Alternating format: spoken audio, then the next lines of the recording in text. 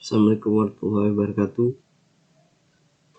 Kali ini saya akan menjelaskan tentang algoritma penjadwalan proses Shortest Job First atau yang disebut SJF. Dalam sistem operasi dikenal istilah multiprogramming yang bertujuan untuk memaksimalkan penggunaan CPU dengan cara mengatur alokasi waktu yang digunakan oleh CPU sehingga proses berjalan sepanjang waktu dan memperkecil waktu idle. Oleh karena itu, perlu adanya penjadwalan proses-proses yang ada pada sistem.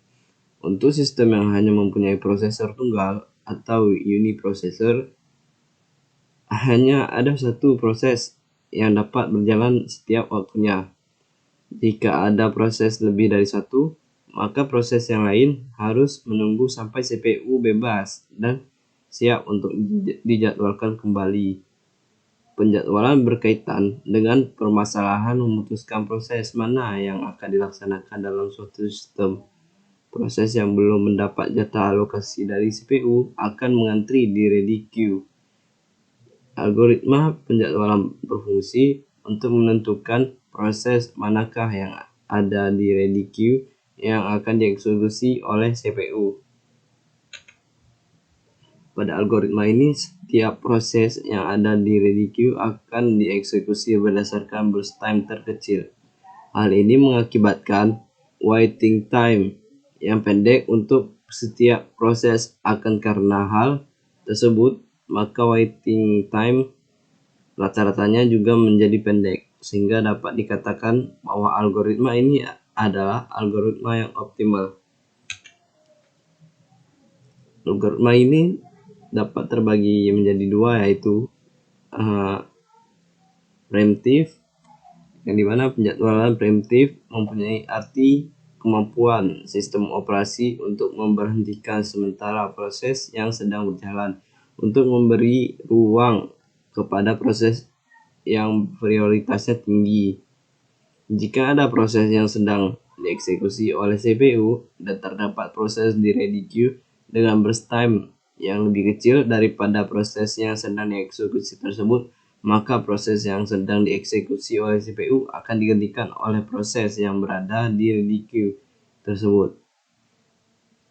Primitif SJF sering disebut juga shortest remaining time for scheduling. Dan ada yang jenis yang kedua, yaitu non-preemptive. Non-preemptive ini dimana penjadwalan non-preemptive ialah salah satu jenis penjadwalan di mana sistem operasi tidak pernah melakukan context switch dari proses yang sedang berjalan ke proses yang lain.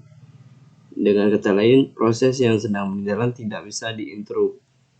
CPU tidak memperbolehkan proses yang ada di ready queue untuk menggeser proses yang sedang dieksekusi oleh CPU. Meskipun proses yang baru tersebut mempunyai burst time yang lebih kecil. Di sini saya akan memberikan salah satu contoh soal SJF yang non-preemptive. Pada soal ini terdapat 4 proses dan arrival time dan juga burst time. Ini saya akan membuatkan Gantt chart-nya. Walaupun SJF non-preemptive ini diharuskan harus didatangkan dengan burst time yang terkecil, tapi kita harus melihat dulu di mana yang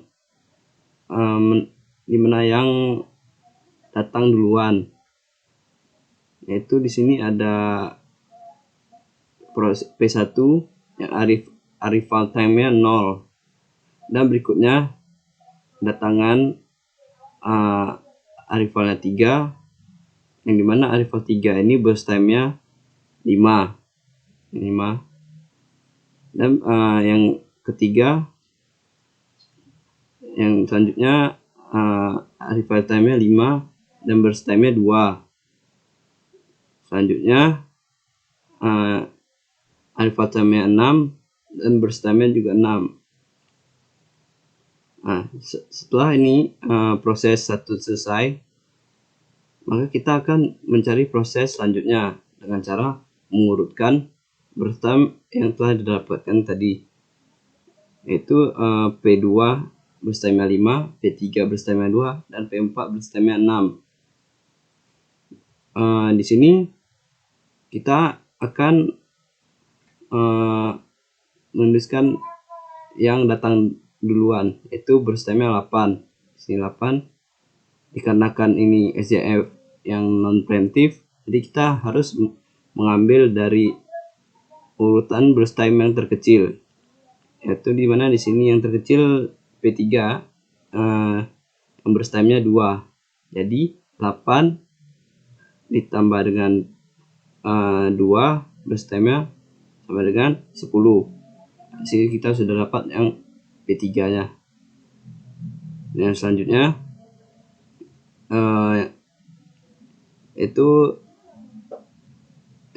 P2 yang berstime 5, jadi 10 ditambah 5 sama dengan 15.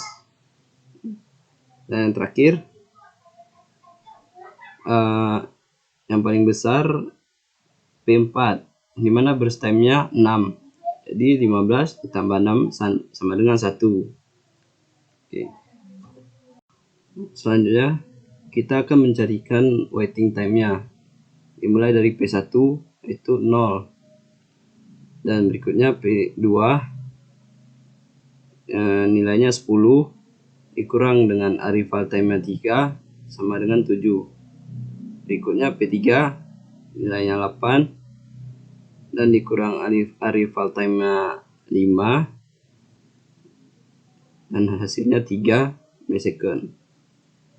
Yang terakhir itu P4 15 dikurang dengan arrival time-nya 6, itu hasilnya 9 millisecond.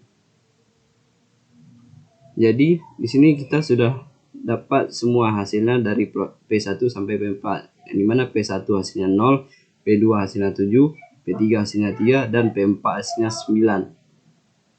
Berikutnya kita akan mencari average time-nya atau rata-rata waktunya. Di sini karena kita telah mendapatkan hasilnya, kita akan menulisnya di bawah ini, itu 0 tambah 7 tambah 3 dan ditambah 9. Karena kan di sini terdapat 4 proses, kita harus juga membagi 4. 0 tambah 7 tambah 3 tambah 9 sama dengan 19, dan dibagi 4, yang hasilnya yaitu 4,75 millisecond. Demikian sedikit penjelasan tentang SJF non preemptif.